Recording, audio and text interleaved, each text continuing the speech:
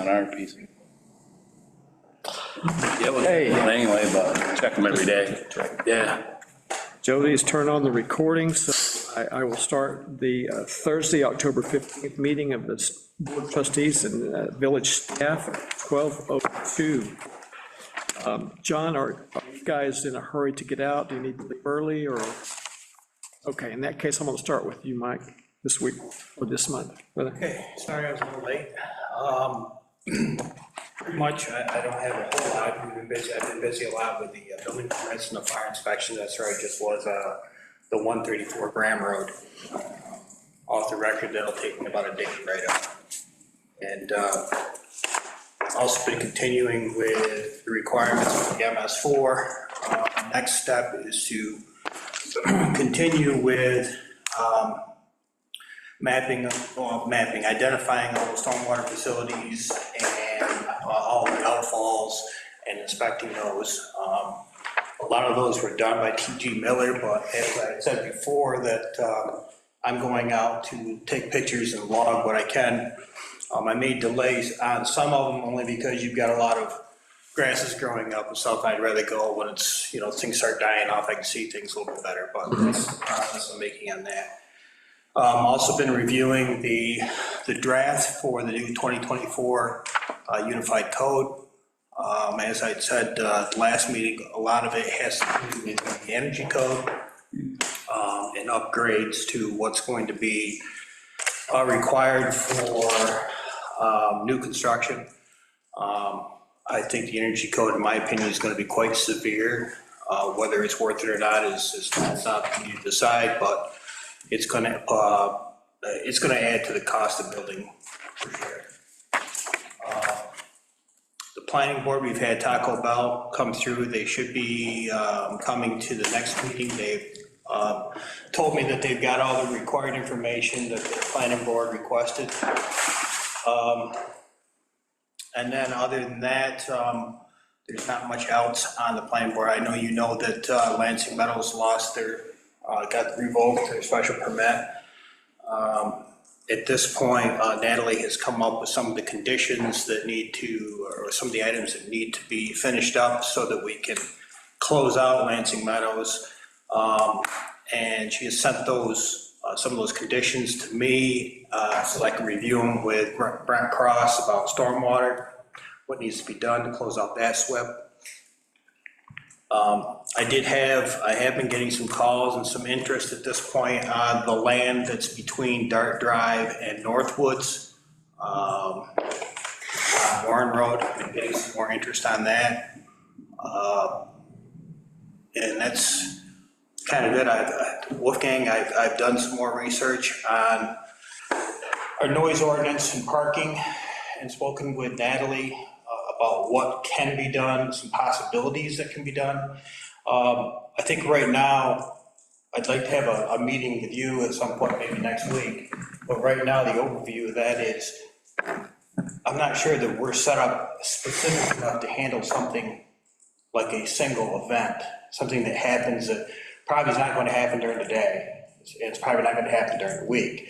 So we might have to do some tweaking, try to come up with something to, I guess, monitor events like that. But I'd like to talk to you some more about it. Okay. Well, there are two ways you can solve it. One, go after the guy. There is an ordinance, he violates it. Second, if you can't do that, take the ordinance off. Remove the ordinance off your catalog, because then it's worth nothing. If you can't do anything about it, that's fine, but then take the ordinance off, and then I can take it in my own hands and can make as much noise as he does. And he will not like that, I'm pretty sure. Well, pretty sure. Just to sum up, as far as the noise ordinance, I think it's more set up for if a commercial, if their generators were making a steady noise and not a single event. Now, if it's a single event, then I need to be there to take a decibel reading. And then at that point, I might be able to use our ordinance. I'm not calling you up Saturday night or Sunday night, come up there at 11:45 at night. But that's the problem with what I'm working with. I don't have something that It's okay. So if you want to work more on it, I have no problem working with you guys. It's okay.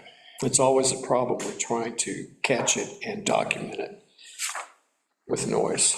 I have the same problem. Supposedly, trucks coming down 13 or coming up 13 are not supposed to use jack brakes, but they do every day, all day long, and nobody enforces it. Oh, this is not your issue, but it's the same thing. I don't think there's really a law that makes them not be able to use them. I think there's just a decibel law. Right, but the That decibel, has to be caught by DOT, and it's like crazy. yeah. Some of these are not The way you obnoxious. handled it was one of the best ways to do it, and that is call a local police. Once that gets done enough times, I would think that person would learn, but. Yeah, I don't know if I haven't heard of any noise infractions has been I just don't know of any that have been documented by the county sheriff's department. I don't know if they have the ability to do that even. And they're our primary first responders in those situations, not always, but typically they would be, so. It doesn't mean we can't check to see because if they can go out and they have the ability to measure noise and document it several times, it'd be easier to call them and then pass that documentation. You know, first of all the police, they have better things to do than that. One, Maybe, if they do, they won't come. they do. Yeah, Second of all, it takes 45 minutes to an hour before somebody shows up. Then sometimes the noise is gone. When you call them at midnight and they show up at 1 o'clock, typically the guests are home. So, yeah, you know, it's just give him a signal. We know that you're doing it. That's the fine. Probably he doesn't pay, but he gets at least a signal. Or we don't do it, then take this noise ordinance off, because then it's worth nothing. It's as simple as that. do we know, Mike? Every ordinance which can't be enforced is worthless. Oh, I agree, and I won't go into enforcement. But, Mike, is there also a state law that puts restrictions on noise? Do you know of any? Yeah, I don't know either. I just wondered. I'd have to research. I'm thinking that if we struck it off of our code, it would still be a state, but we don't have to do anything. The really hard part is documenting it, enforcing. But I spoke with Natalie before the last planning board meeting that we had about this very topic, and I said, you know, as I've read through the code, yeah, there's things that I can do, but she goes, you need documentation, that's what you need. Otherwise, Have videos and pictures.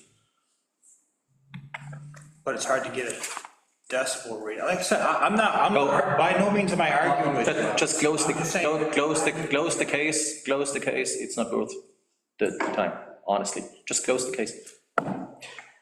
Another thought is that we would probably have to check with Natalie and Peter. Do we have a device for measuring the decibel out? Can we loan that to a resident who is having problems with noise, have them record it and submit that to you? That would be, you're right, that'd be a question for Natalie. Yeah. I mean, I've got to be able to back up everything that I do, and like I said, I'm not arguing with you, I would just want to make sure there's an avenue that I can do that doesn't make myself or the village look foolish, because we have no way of backing it up. Right. So it may be a matter of doing something different to the ordinance. Just close the case. Yeah. Are there other neighbors in your same situation? Go street down, Is there, and people are walking by and tell me they hear it down at Jennifer Drive. I mean, is there, Basically, the whole neighborhood, when you sit in this noise cone, the whole neighborhood hears it. And everybody is surprised that he is allowed to do it.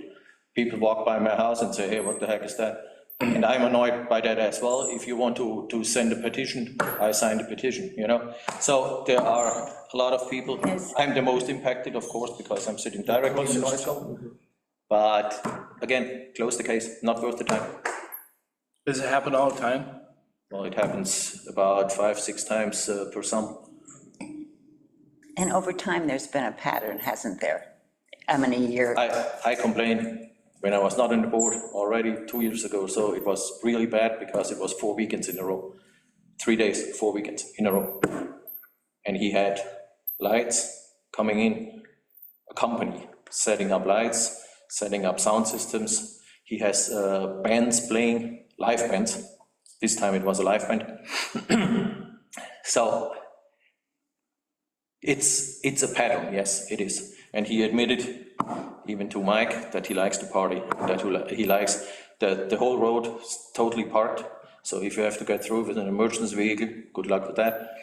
And it's even across the junction, all the way up into Bomax Drive. We can put parking provisions up too. Forget it. Not worth the time, forget it. We Close the case. need to do something about our parking though. Yeah, it's not that it's not worth the time. I mean, I might be able to put my teeth into having a band there. I mean, that's a different event. I'm sure there's some other electrical requirements for that. I mean. They were running a generator. But I can front of the garage. tell him if he's going to have a band or anything like that, then he's got to come in and get a permit for it because we have to go through some of it. And that may get him in the door for me to be able to say, hey, look, it can't be above this amount of decibels or whatever, so. Because these events have been happening every year, and they must be publicized. I mean, it's just, and must be part of a group, an organization. I mean, there's a reason for these. The one with the 4 weekends was when he got an award as one of the outstanding educators, whatever. And so, and I know that the board president, the guy who is the board president of ICSD, was there 3 times out of 4, because I had a phone call with him. And they don't have any regulations. You know, all the boards I have been on or reporting to, it was always stay out of the headlines. Stay out of the public criticism as much as you can. I asked the guy point blank, do you have this kind of policy in ICSD? He said no. I said, okay, then the phone call is worthless, just let's save our time. So everybody knows what's going on. Nobody can do anything about it, obviously. Fine, good. As far as the parking goes with the village code, there are certain streets that you can't park on through certain times. And also same way with stopping, but most of those have to do with like Cinema Drive, the more of the commercial type streets. Whereas in that particular area, you're not allowed to park between 2 and 6. So, and it also says in our parking code that you have to, that the local authorities are the ones that are in charge of enforcing that, which is the sheriff's department, state police, and that stuff. I mean, I'd be glad to work with you on something. Forget. Well, I think insofar as the whole neighborhood, and I live in that neighborhood. But you don't hear much. Well, Up there. I'm not outside, and depending on the wind, I could. We have friends up there living basically next to Lisa Bonio. And they are not hearing a lot because it's all blocked by the house. It's all going down towards Jennifer. So it's my neighborhood, Ayla Way, Leaves Way, Jennifer Drive. That's the impact. Well, I mean, I just think. I'll look more into it. I know you don't want me to, but I'll look into it.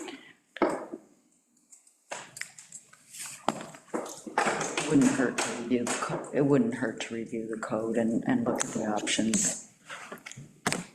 Yeah, like I said, though, Yeah. going through the code, Right. it's basically, it's like performance. It's basically designed for steady, like I get sometimes from Dairy One. I've had complaints about steady noises of maybe their generator or whatnot, and I've had to deal with that. Like, one event, like if a plane were to fly over and make a huge noise, there's not a lot I can do about it. I'd be glad to, like I said, but I don't know at this point legally. Right, but if these are ongoing events that are occurring and the neighborhood is concerned, then you have the petition and the neighborhood letter option, you have the option of contacting the sheriff My time. to document a pattern. That goes my time. Next time I go up there, play my trumpet. And he will not like that, I tell you that much. I will check on the state law, though. I'm I sorry. will check on the state law, though. Oh, yeah, just, I was just curious if you knew of one. Has questions for me, that's. Any, go ahead. Sorry, are we moving on? Not yet.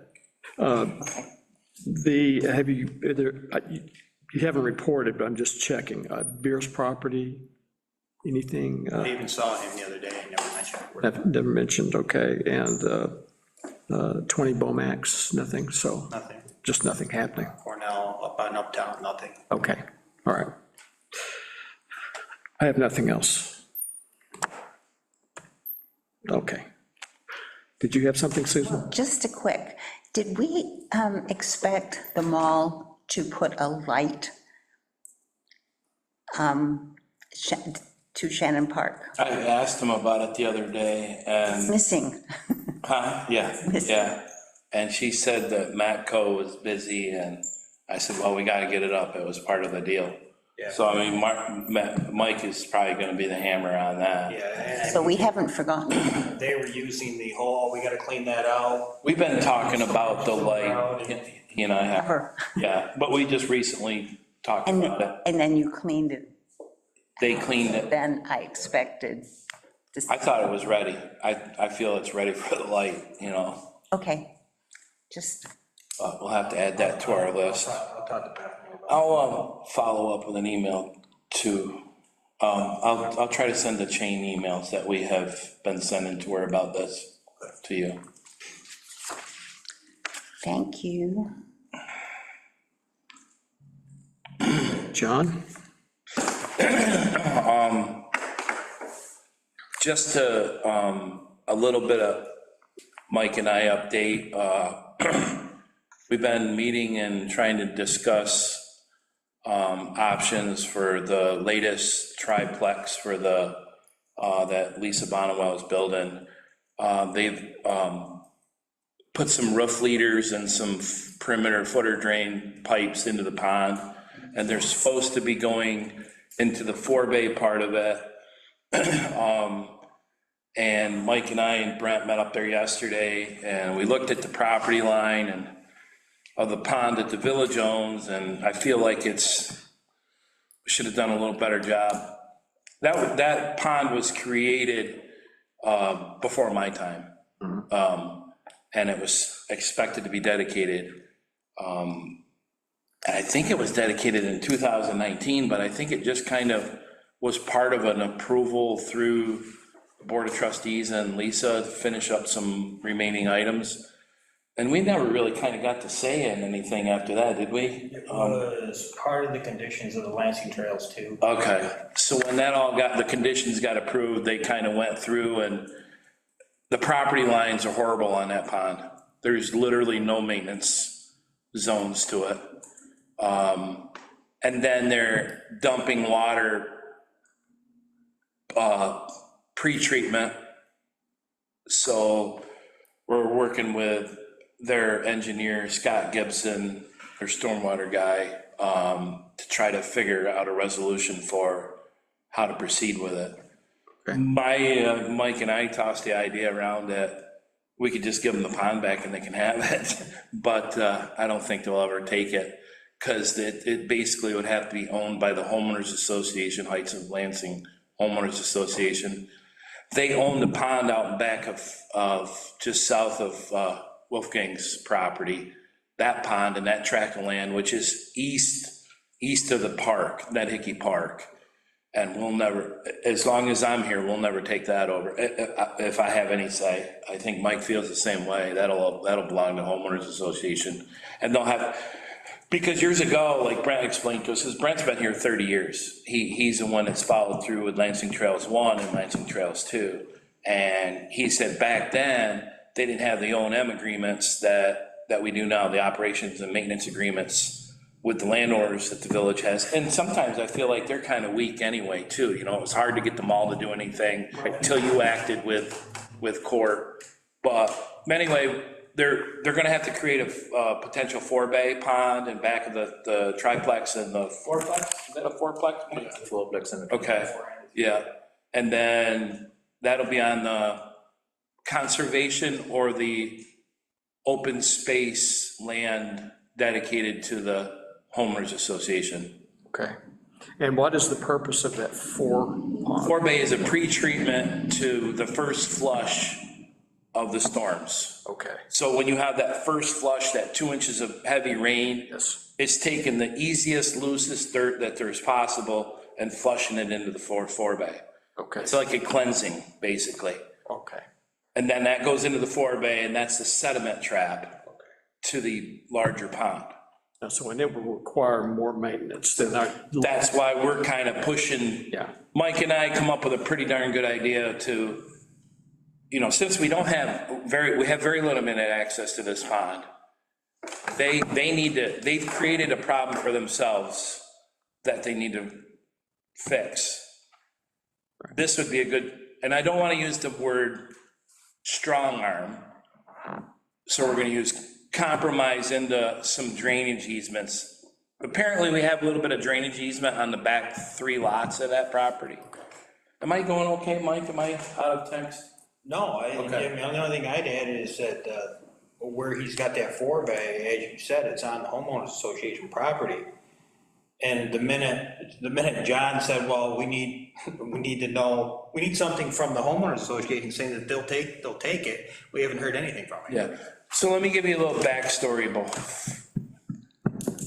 The homeowners association was created by the Johnsons when they owned majority of the land. Once they were 51% landowner, they retained the 4 seats that are on the homeowners association, so they had the power of everything.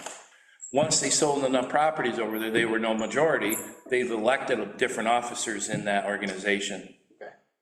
My feeling was, Mike and I talked, gut feeling is, we're not gonna allow the construction of a 4-bay pond unless the homeowners association is willing to take the maintenance of it. Right. And that would create part of an O and M. I think it would make an amendment to the original O and M because they have the stormwater back of Wolfgang's in the parks.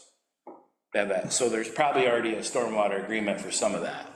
Okay, so enough said, I just kind of want to let you know that we're working on this. I mean, we're not just having a blind eye and driving by, we're paying attention to stuff around. And we just got to come to common ground. Did I hear right that they've currently got drainage directly into our stormwater system? They have drainage Pond. directing to the non-pre-treatment part of the stormwater. So we need to say that they have to remove that too. And that's what we're doing. Okay, So basically what it's doing is they're gonna have to create a 4-bay, an addendum to the original SWIP. right. Okay, all right, Is that, Yeah. okay? okay, That drainage for that area is on the north side of the road. And that gets drained right into a culvert that goes under and goes right into the existing 4-bay. okay. Now that they're getting closer and closer to the pond, they can't do that, so they gotta come over. Well, Okay. if they get any closer, they're in the pond. Yeah, the properties, I watched them. There was a blue something that caught my eye. It must have been a pipe or something when they were, and I thought, whoa. You know, it looked like inches from where y'all had done the work on the, so the, Yeah, the one property line is probably from me to you from the pond. yes. yeah, 2 actually. And I figured it was okay because they kept building. Nothing gets by us. I mean, if it didn't get by me, Well, that's good. driving You by, have an act, because, you know, your business was real estate, right? You have an act. among other things. Yeah, but I mean, you have an act for that. So, and he has, well, did you have a question about what we're doing, or a concern?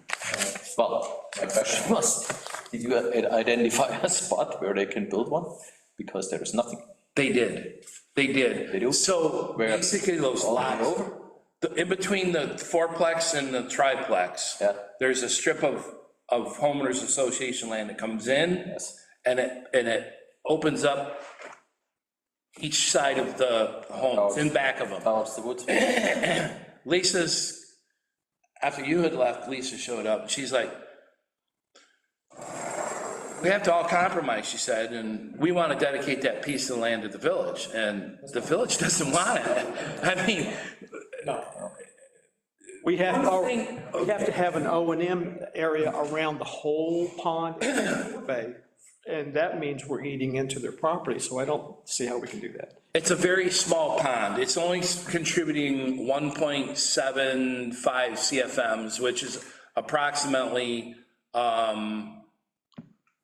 13 gallons per second on a flush, 13 gallons per second, which is, it sounds like a lot of water, but it's really not. Some of the outfalls in them stormwaters were sized for 70 or so gallons, or 70 CFMs, something like that. Anyway, It's small, but it's important. yeah, it's very important, because what do you get? You get high velocity water off roofs. You got high velocity waters that are, when they enter a pipe, and they're the ones that are most violent to erosion. And with all of the construction there, you've got impervious Right. surface now.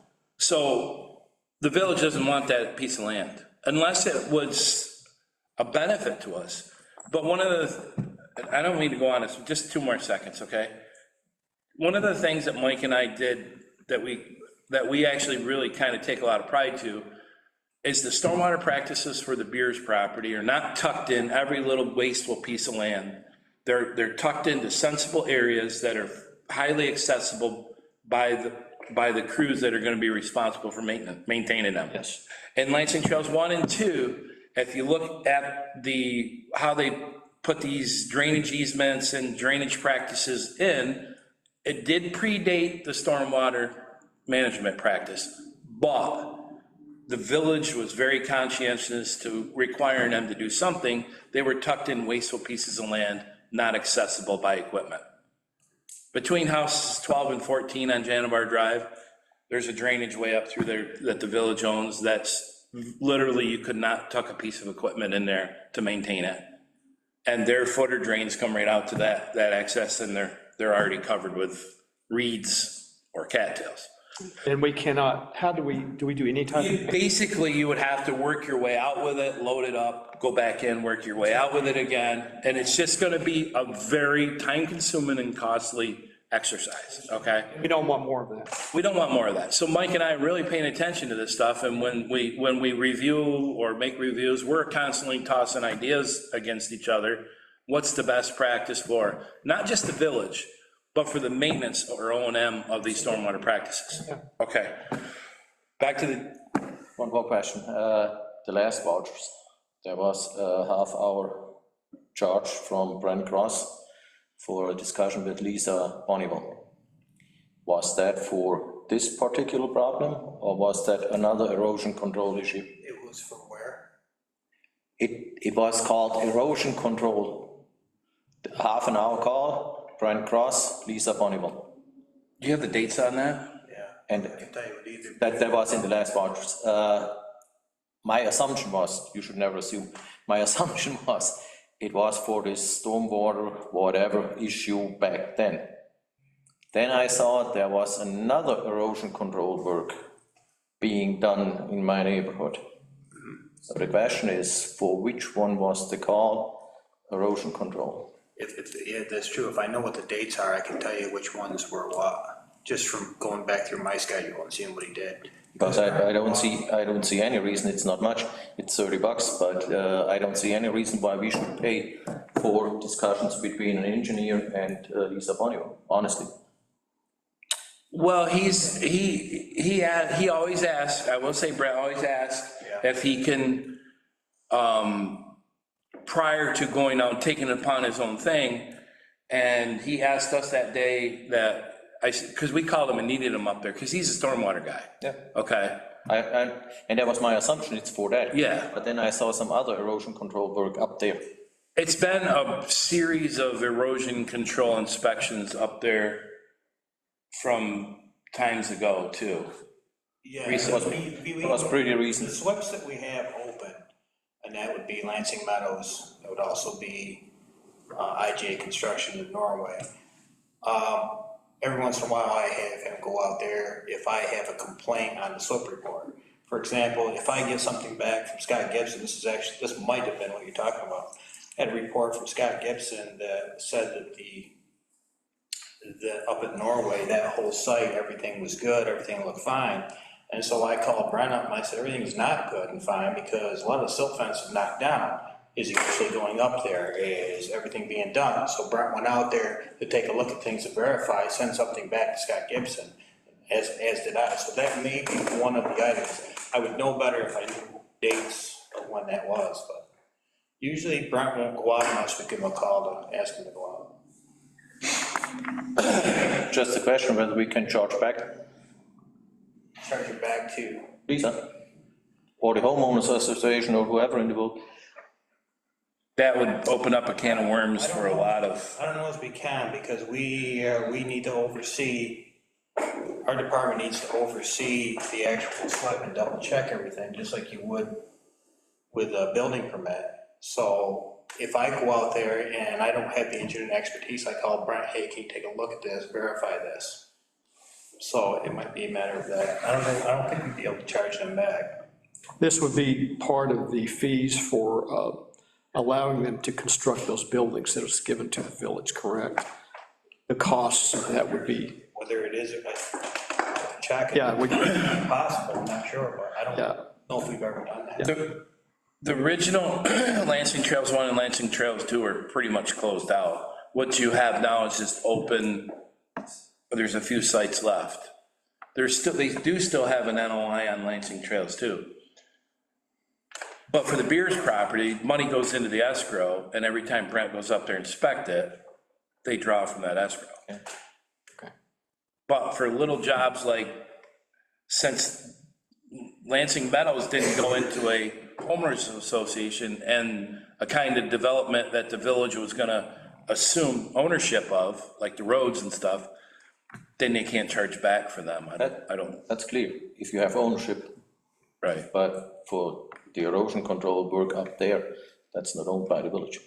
so that if we wanted to check the date, we would have to go into last month's vouchers and see what that charge was for, and it would have the date on it. Now, The abstract or the abstract and or the voucher. okay.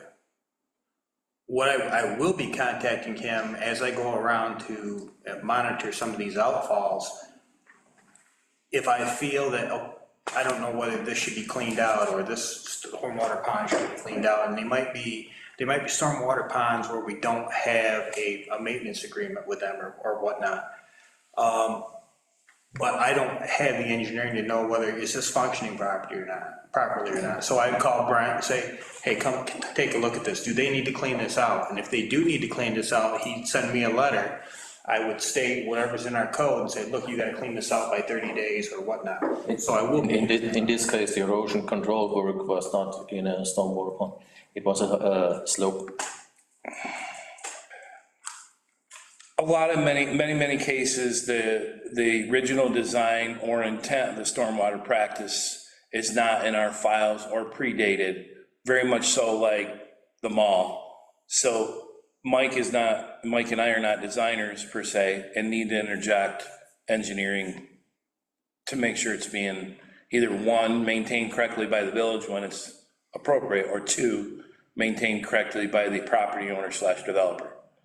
So we have always gotten those people involved, and it's good professional services that he's not charging us any travel time. It's basically from the time he gets on his job during lunchtime anyway.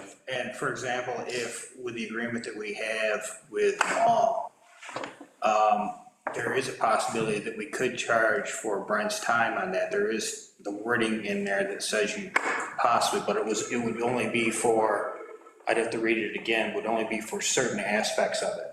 Now, he went out, it's one of the things that could have been, he went out and double checked as they were working out there when I was gone, and they were cleaning out that stormwater facility, so it could be a few hours there for him too. Yeah, I had to call and get them It interviewed. was specifically mentioned phone call with Lisa Bonneville, 30 minutes on the invoice. So, Anyway, No, that's right. anything else on that stuff? And they are continuing to excavate around, I can hear them. Feels like they're doing the backyards, patio areas, excavating. So it's the two new, and then the next one up, closest to, so what's on the The east? one that has temporaries, I believe she's Yes. talking about, Mike. Yes, The one that's built, two of them are moved into, I think, and Yes, that one, Six unit, the 6 unit. 6. yeah. So they're out there, They're continually grading out back. yep, Yeah, they're trying to get all. whatever the it's, that's worth. they removed this big pile of dirt. She had all the topsoil. Yep. They took off, and they are removing that right now and fill in everything, so just to make that a little nice. Not to have this big pile of dirt in the backyard. They're spending a lot of time, energy doing it. Well, it was a big pile. So just, how it affects grade and drainage, all that. Yeah, they're framing the fourplex right now, which is next to that, and then they're working on the foundation of the threeplex. I know, I drive by a lot. Now that Dart Drive is closed. It's open. I'll be real quick on the rest of this, okay? Okay. Prep for the paving on the EPW parking lot. We finished prepping Twin Glens and it was paved. We have a few driveways down on Cuba Heights that we still have to blend in. We ditched in various locations where either resident had an issue or some of the storms that we recently have caused some scouring or something. We cut trees, a lot of trees from the storm damage, and then spent a few days going around, clean up after that. We've hauled quite a few loads up to the town of Lansing's brush pile. We spent 2 days over at Global Village Park, cleaning all the dead wood and the fences along there. We cleaned the fences of the trees that were woven through them, and now we just have to go over and take care of the grasses that are kind of up through them. Okay, Probably some form of herbicide or something. okay. There was a lot of dead standing trees. It's very hard to take them down inside with all the play structures. I feel like we all did a good job taking them down, and we hauled them up to the town of Lansing brush pile as well. There's still a few dead trees. I feel like we have a few more years out of them. There was some ash from the ash borer beetle, that took them out. And we did some various blacktop repairs throughout the village. We have made contact with several hydrovac companies, and we think we found the company to do the lead service line investigation. My intention is to start September 1st. And it's roughly $2,500 a day, give or take, a little bit. What was your start date again? September 1st is my anticipated start date. Okay. It's all weather pending. Looks like we're gonna get rain for the next few days. It's starting Friday afternoon, I believe. And then we're gonna go back and we're gonna try to get that trail bridge done next week that we got the grant. Okay. Up in Lansing Trails too. Okay. And stabilize the creek there. I'm not finding a whole lot of room from, let's call this piece of road Craft Road. Like it's debatable is why I say that, because some people think it's Leith's Way, but Craft Road supposedly goes up to the corner of Leith's Way by Ned Hickey Park. So the trail that joins that piece of road, the village owns some of this famous fandangled stormwater practice land, and the trail goes through it, but there's a piece that we only have an easement. And the easement ranges from 7 foot to 9.5 feet on a stretch that's 250 feet long. Right.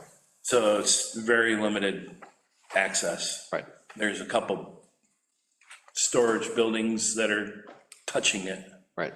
little sheds. So it's going to be sloped. It's gonna be hard to work in there. Yeah. I see that. And I'm gonna have to trim some trees that are in the way, that are probably I'm gonna do some PR work with the people. Okay. But as for the projects, I believe we're closing in on a completion for Graham Road West. The sidewalk pour is gonna be finished in the coming weeks. And the curb has been placed, everything's starting to look good, the light pole bases, the conduit's in. My hopes is we budgeted for the top coat paving out of this budget cycle. My hopes are to actually get Dart Drive done and Graham Road West done. I'm not sure we're gonna be able to get Graham Road done, but it's okay to parcel them up. You know, the transitions have come a long ways over the years between the way they're paving. The project, the water in the water line on Dart Drive has been installed, sanitized, let's say, and all the surfaces have been connected. That's very rewarding to have that done. It's one of them utilities that if there's no issue with it, nobody really appreciates it in a way. And not having consistent water breaks on Dart Drive and Graham Road are gonna be real nice. They're catastrophic. But I'm gonna finish up there, and Jody was sleeping, so no, I'm just kidding. I'm rambling on too much, so the project's going good. Any questions on anything? You were saying that you hope that the sidewalk on Dart Drive would start in a couple of weeks? It's starting Monday. Okay, starts Monday. Okay. Yeah, they're gonna start down at the bridge by 2 Dart Drive, Okay. and they're gonna work up. Work east? Yes, they're gonna work around the corner. Some tree work was done. There's some really mature trees that are hazardous up through there. Right. One was actually grown over the curb valve of the water shut off. Okay. So we ended up having to hire a contractor to take that one down. It was in the road right away. It was, because when they got done digging on the one side of it, it took all the root mass. Sure. And there's a couple more up there that I was able to get NICEAG to trim, and then we'll just finish taking the stumps, the butts. What about the service for the streetlights, the conduits? The conduit was taken across the road to the telephone pole to get service. Okay. And there, an additional conduit was taken across the road to energize the speed signs. Okay. Okay, and then they're gonna start conduit at the same time they do sidewalks. So they're gonna start boxing out for the sidewalk, installing the conduit as they go, and the light pole bases. I see. Great. Okay, good. Good. So I feel really, I feel like they've really done a good job. The many utilities that they've had to cross up through there, the gas lines, the hidden lines that, you know, nobody really knows about. Right. They did a fantastic job weaving through them with the water main. That stuff's not flexible, so No. it takes you 30 feet to angle 15, to deflect 15. It takes you 3 pieces of pipe, 60 feet to deflect 15 degrees. So. Yeah.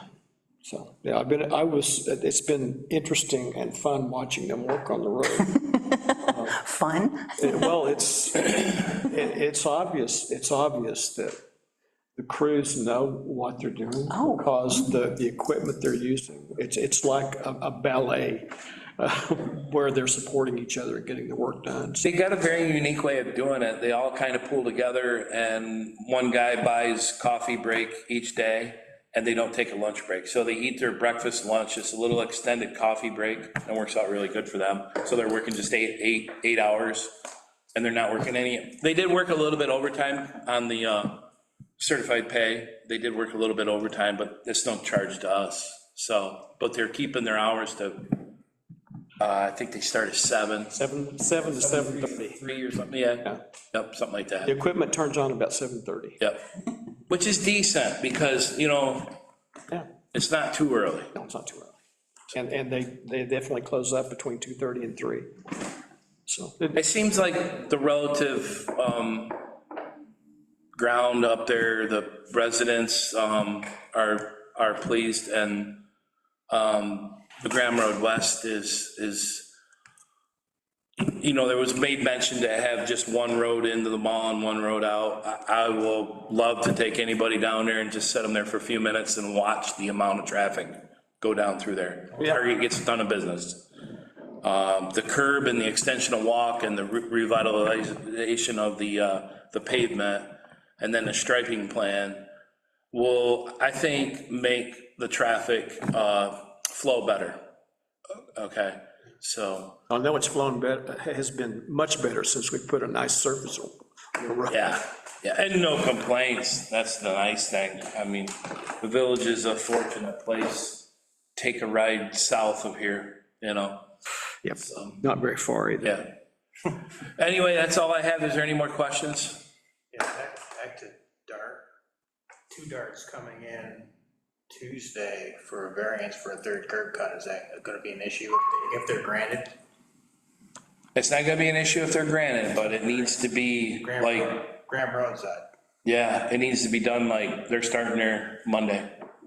Tuesday, they should make a decision that night. I mean, most of it's gonna be propped through there. My biggest thing is, that section there is so tight and there's limited real estate. We had to put curb and walk together, but it's on the inboard side of the radius. So most traffic, if they get in an accident, they go to the outside. So we had to put curb integrated sidewalk there, and it's gonna be a tough spot to find your mailbox location, so. Yeah, because, you know, once that's adjoining the curb, the mailman can't jump the curb in the walk, and the mailbox, we're gonna have to get a little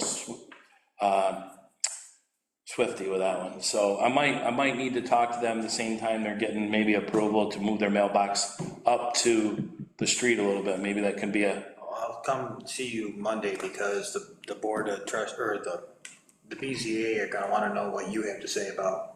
I'll write a small little thing up and send it to you. Thanks. That's it for me. Any other questions? Chris? Mowing roadsides, doing maintenance on equipment, cleaning the shop, and along with his list of stuff. So nothing abnormal? No, thank God. Okay. Nick? Just trying to keep up with the parks.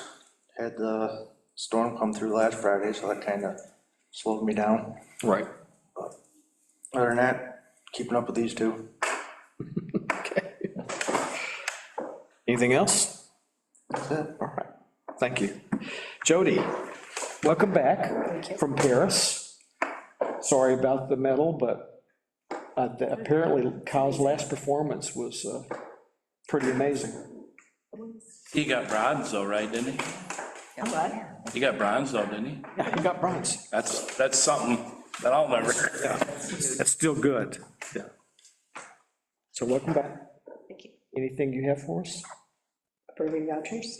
Okay. Has everyone had a chance to look at the vouchers?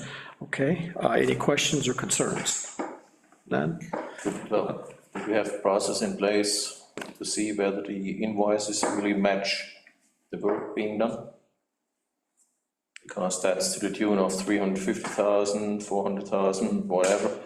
I didn't hear, I had our, Yeah, the Are you work, talking about R.B. Robinson? I'm talking about all the street work and T.G. Miller and whatever. It's quite a bit of money, so is there any process in place where we can verify that the invoice really matches the work? though they submit charges based upon the work that we observe on the roads. I mean, when they complete a I section. mean, it's no different than the attorney just giving you a 0.2, 0.1, point, how do you verify their hours? Just trust them? No. No. I mean, I don't know what else we can do besides, And I give you an example. okay, Attorneys. When I was running my company out in California, I got my invoices every month. I looked at them, and then I called them and said, hey, I don't see that this one matches with what you're doing. Then the guy says, you know what, I'm not willing to verify it, just take it off. Said, okay, send me a new invoice for $0. And the invoice was $15,000. Just one example. That's typically what you're doing, running companies and things like that. You have somebody verifying that the work matches the invoice. And I'm not saying they overcharge you, I'm not saying they do something wrong, but that kind of extent, there might be some slippage, you know, or somebody charges something twice, things like that, and that adds up. the invoices are basically created from their time logging down each day. I agree. I mean, I just don't see, without literally being with them every day, I don't know how, you know, eventually when you beat somebody up so much on their pricing, if you're trying to get $10,000 worth of savings every month, they start figuring that into their future invoices. This is a wicked world, but that's what happens. So you got a feel-good moment to get 15,000, but they make up for it down the road. So, I mean, I'm not saying they do, I'm just saying there's an opportunity. I've seen a lot of homeowners beat somebody up on something, and then the quality of work starts to go downhill with contractors. So it's all in, I mean, that 5-minute feel good that you got a deal. So, I mean, And that's why these guys sign off on them, yeah, because they're the ones that deal with TG Miller in the field, and they know, and they should be able to verify and see if anything looks out of whack. Just asking. And they're signing off on that they are doing that, so. So that's our process. I think if we had a larger staff, if we were much larger, we could probably I'm just hire asking. some. I'm just asking. Yeah. I'm not blaming anybody, just asking. I guess the thing to remember is that we're a small village and we all kind of keep our eyes open. Things can slip through. The attorney's fees are one of those that, how can you really verify when they're doing legal work? Being married to a lawyer, I know that legal work isn't a 9-to-5 job. It's a 9 till you finish the job. And a lot of times you do it at home. It's a matter, and the industry has to monitor the billing hours, and they are audited against their billing hours. We have to trust them. If we were bigger, we might be able to do that, but at the moment, we don't have the staff to do that. But it's a valid question. it doesn't mean that we can't question it. For instance, with lawyer, I do look at it and see what's, because that right there tells me the things are not being communicated to me that are getting done. Right. I can find out about it on the invoice. Right. Just asking. So it's a lot of money. We do checks. You're looking at these, is also a way of checking. You caught the one from last month. We won't ever be perfect, but I think we're pretty close. Pretty lean, pretty lean. So, but never fail to ask a question about anything you have a concern about. I agree, 100%. You're not hurting my feelings by asking a question. That's great. My intention. Okay. We've reviewed the vouchers. All those in favor of approving the vouchers, say aye. Who first and who second? Oh, sorry. I thought we'd already done that. Who moves the vouchers? I do. Who seconds? Seconds by Wolfgang. All those in favor of approving the vouchers, say aye. Aye. Thank you, Jody. Okay, that's all done. Anything else? Okay. Carolyn is not here today. She is out of town. I know that she continues to work on the comprehensive plan. And we're also trying to get information from the man who, I can't remember his name, the doctor from Cornell who is ordering our bulbs on how many bulbs we'll get. It's a back and forth. So how many do you want? How much does it cost? So we're working out the number of bulbs we will have for our planning that will take place in the early fall. She's also working on the Greenway Committee, and we are meeting again next week, as far as that's concerned. So that's kind of a high-level report from Carolyn. Susan, do you have anything? No, just next week is Quio and Youth Services. So, and Planning Board was canceled. And I saw that Quio now uses a different mailing list. We've gone from Gmail to MailChimp. I got an email today, so that's fine. Everything worked for me. I didn't have to report any issues. So, anything else, Susan? No. Okay. Just JYC, we decided to go to in-person meetings now for the next two, talking about allocations. See is in person, then to Zoom. So we are talking about allocations and what we want to fund and with how much. Okay, and where are you meeting? Where are they in person? Down in Ithaca Town Hall. Okay, where they were meeting before, okay. All right, anything else, Wolfgang? Kathleen? Just the CSC is this evening, so there's been nothing in the interim. Okay, anything else? MailChimp worked also for me. Okay, good, so you're on the list too, all right, good. Okay. All right, so for my comments, related to CSC and CEC, it is possible within the next few weeks, few months anyway, that we will be offering some policies to the trustees to consider. This is part of our